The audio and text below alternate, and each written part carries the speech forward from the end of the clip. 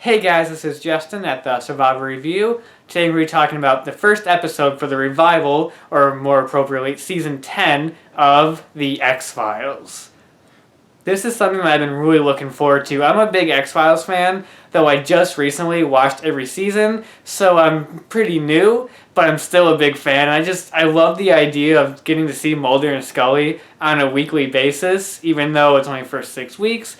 That's just awesome, and the fact that they're actually referring to this as Season 10 and not just like a mini-series is just really cool. I love that. I loved when I read the description of this episode on my TV, and the description started with, in the Season 10 opener, ... So I just think that's really cool. So this is something I was really looking forward to seeing. And how was it? It was okay. So for this review, I'm going to start it out with no spoilers, just in case anybody's watching this just to find out if the episode's any good or not. And then later on, I'll delve into the spoilers more for the episode. This episode is a mixed bag. The pacing is off at times, and there's a lot of exposition. But for the most part, it's an entertaining return to the series, and I'm really excited to see what they bring us in the next episodes. This is just a clunky opening. It's not terrible, but it's nothing spectacular either. I really liked the beginning of this episode. The way they tried to recap the previous seasons with that intro I thought was really cool by using the pictures and everything, and even Mulder's narration over all that stock footage, I thought was actually really cool and actually fit X-Files, which is funny because there's another scene later on in the episode with exposition and stock footage that I thought fell completely flat.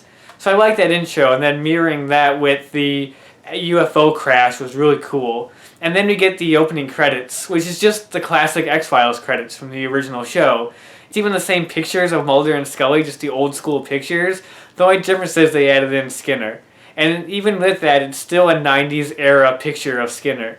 So I love that. I thought that was just so cool, just using the classic intro, because I hated that intro they used in Season 9. And it works, and I love seeing that.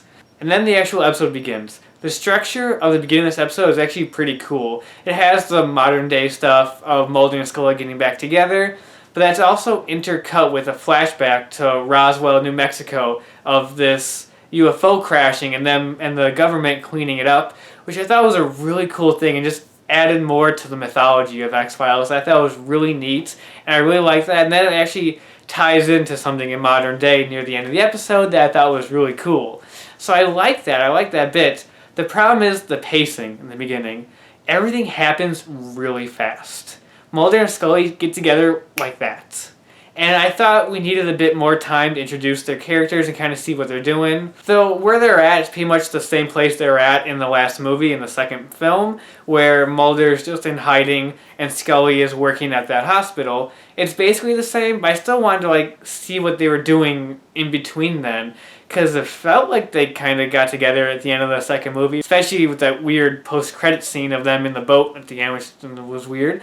But I wanted to see some more of that relationship, see what happened to them in between the movie and this time, and you don't get any of that. It just starts with Scully getting a call from Skinner that he wants her to find Mulder so he can talk to this guy, Ted O'Malley, who's played by Joe McHale. He's into all these conspiracies and all that stuff, and he seems to have a connection with this alien abductee, and they want Mulder and Scully to investigate that.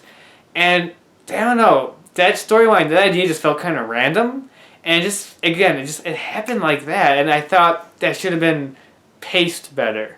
And then there's a lot of exposition in this episode, a lot. And they introduce a new idea to the mythology that I felt was just really weird, and I don't know, was kind of confusing. There's this whole scene where Mulder and O'Malley explain this whole new addition to mythology to Scully, and that scene to me it fell flat, and I checked out a little bit during that. I kind of got lost in it, and especially with that scene, this episode felt very political, which the X-Files, even though it's all about government and conspiracies, it never got political at all. And this felt like it had a lot of political ideas and conspiracy stuff thrown in there that I just thought was it didn't feel like X-Files. It just didn't at all. So I didn't like that. That's the major issue. It's just some of the pacing, and some stuff happened really fast. And Skinner's introduction in this episode, was just he just kind of appeared. I wanted him to get a cool introduction like Scully and Mulder did, or like he did in the second movie, and I want to believe where he got actually an introduction. But not really. He's just opening the door to the old X-Files office and letting Mulder in. And then that scene never really goes anywhere. Like Mulder goes there to get some files, but the place is just empty. And then him and Skinner talk for a little bit, and that's it. That scene just felt like it was there just to reintroduce Skinner, and that was it. And I was like, oh, I don't know, that scene just felt weird. But aside from that, I like seeing these characters again. Again, David Duchovny and Gillian Anderson are great. I like, even though the scene was just kind of there, I do like seeing Skinner again just because I love that character. And I like that stuff. I like Joel McHale's character, O'Malley. I thought he was a cool addition. And the storyline with them investigating the alien abductee who's having all the alien babies who keep getting taken away by the aliens. Just, that felt like old school X-Files. I like that. There's some good old school X-Files vibes in here, aside from the moments where it gets overly political. It's an okay introduction. Now for spoilers. If you don't want to hear any spoilers, skip to this time code just to hear my final thoughts and just me wrapping things up. So spoilers now. The whole addition to the mythology that apparently it was humans behind it all and aliens are just a smokescreen. What? I did not really get that whole scene. That whole scene with them explaining it to Scully I felt was just, it went on for too long and just felt a little ridiculous. And cutting back and forth with the stock footage made it feel cheap. For some reason, it didn't feel cheap in the opening. That just felt cool. I think because it was just narration over the footage. But with this, with them explaining it and cutting back and forth with the footage, it just didn't feel like X-Files. And I don't get that whole edition. I hope they elaborate on that more, and hopefully it doesn't end up being true. And Mulder's realization of that kind of came out of nowhere. He has that one conversation with the girl, and she says that, oh, the aliens didn't take my baby, humans did. And all of a sudden, the next thing he's on the phone with Scully saying, everything we searched for was wrong. I was like, what are you talking about? I don't know, I didn't get that, I didn't like that. But hopefully that'll be explained more as it goes on. And then the ending, where you see the return of the smoking man. That was awesome, but of course it brings up the really obvious question, how did he survive being shot face first with the missile and being blown up right in front of our eyes?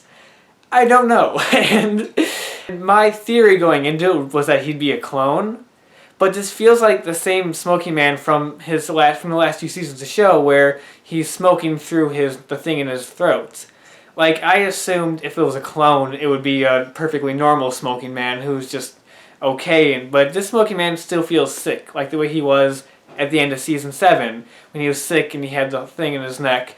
So it doesn't feel like a clone. I don't know. It doesn't feel like it is, but how we saw him get blown up in the last episode, so I'm really confused. But I want to see what happens with that. I like the scene where Mulder goes and talks to his contact and ends up being the guy from the Roswell flashbacks. Because when I first saw that scene, I just thought, this feels weird. I feel like we missed a whole story in the middle where Mulder meets that guy. It just feels so random.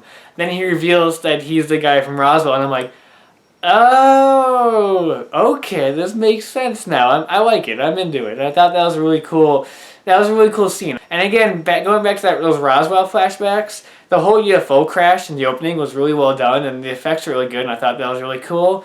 And I liked seeing the Roswell flashback because it just added more to the mythology of X-Files, because they had revealed that the Roswell crash had happened in the show, and that was actually part of this whole thing. So actually seeing it now was just a really cool addition to mythology. What's up with the whole alien invasion that was supposed to happen in 2012? That was a big deal in the series finale, and it was never mentioned in the second movie. And in this episode, it gets a very brief mention, but it's a very quick line, and I didn't totally understand it. Mulder says something like, in 2012, that was just the beginning, or something.